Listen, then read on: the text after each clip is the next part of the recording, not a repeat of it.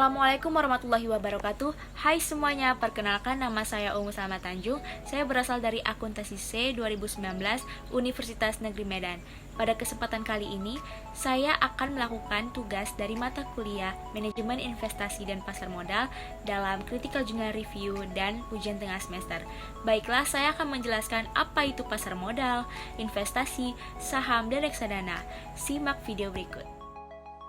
Baiklah, saya akan menjelaskan apa itu pasar modal. Pernah nggak sih belanja di pasar tradisional? Jika kalian pernah, pasti kalian telah melakukan transaksi jual beli. Nggak beda jauh nih dengan pasar modal. Pasar modal juga terjadi transaksi jual beli.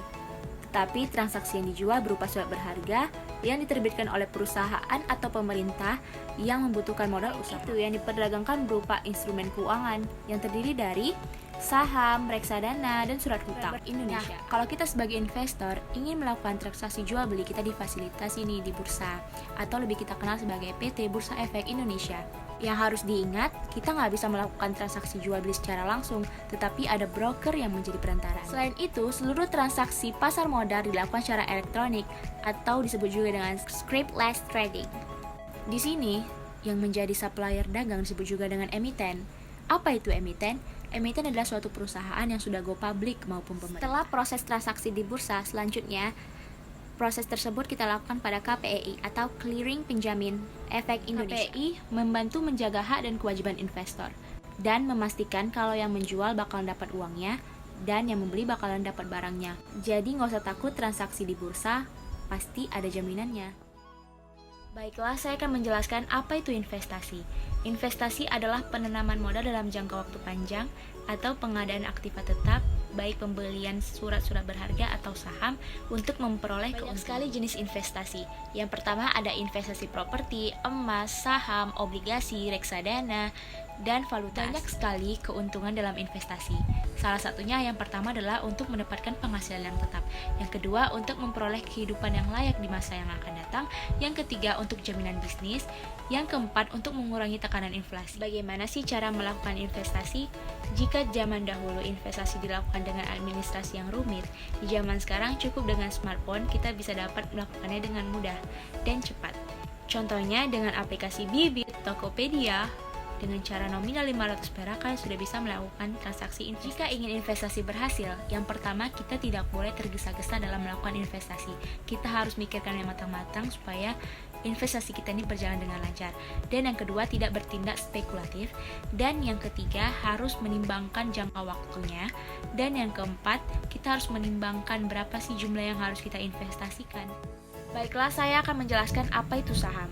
Saham adalah surat berharga yang menampilkan bagian dari kepemilikan dari suatu perusahaan. Misalnya nih, kita ibaratkan kita membeli suatu saham di perusahaan kopi sebagian 20%. Jadi, 20% saham itu adalah kepemilikan kita nih. Jadi, suatu keuntungan yang ada di dalam suatu saham tersebut itu punya kita, keuntungannya 20%.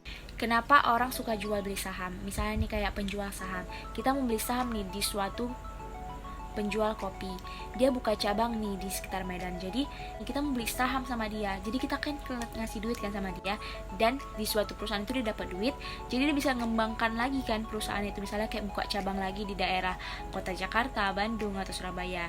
Dan apa sih keuntungan buat kita sang pembeli? Nah, pembeli ini cuma dapat duit, cuman dikasih duit oleh si perusahaan tadi, dan yang mengelola itu si perusahaan, bukan kita. Kita cuma menanamkan modal kepada si perusahaan tersebut. Saham terbagi menjadi dua jenis. Yang pertama ada saham biasa atau common stock, yang kedua ada saham preference atau preference. Ada dua keuntungan yang dapat dimiliki oleh pengguna saham. Yang pertama adalah capital gain, yang kedua ada dividen. Resiko pembagian dalam investasi saham itu sangat cukup besar. Yang pertama, resiko likuidasi, yang kedua tidak ada pembagian dividen, yang ketiga investor kehilangan modal, dan yang keempat saham delisting dari bursa. Bagaimana cara memilih investasi saham? Yang pertama, mengasah kemampuan dasar, yang kedua memilih sekuritas, yang ketiga jangan berutang, dan yang keempat cermat dalam memilih saham. Apa itu lot? Lot adalah suatu transaksi yang telah disepakati oleh BEI dalam transaksi jual beli saham. Pada tanggal 6 Januari 2014, bahwasanya PT Bursa Efek Indonesia telah menetapkan bahwa pembelian satu slot minimal 100 lembar pada setiap sahamnya. Selanjutnya ada reksadana. Reksadana adalah produk keuangan di mana kita dan para ribuan investor mengumpulkan dana jadi satu, kemudian diserahkan kepada manajer investor untuk diinvestasikan kepada saham, obligasi, dan pasar uang. Reksadana dibagi 4, yang pertama ada reksadana pasar uang. Uang kita bakalan diinvestasikan kepada deposito dan sertifikat Bank Indonesia. Sebagian besar berarti obligasinya kurang lebih 1 tahun. Yang kedua ada reksadana pendapatan tetap, di mana uang kita akan dimasukkan ke obligasi atau surat hutang. Yang ketiga ada reksadana saham. Sebagian 80% akan kita belikan untuk saham unggul. Yang keempat ada reksadana campuran, di mana uang kita akan dimasukkan ke dalam obligasi, saham, dan deposito. Selanjutnya saya akan menjelaskan apa saja sih keuntungan kita dalam melakukan reksadana.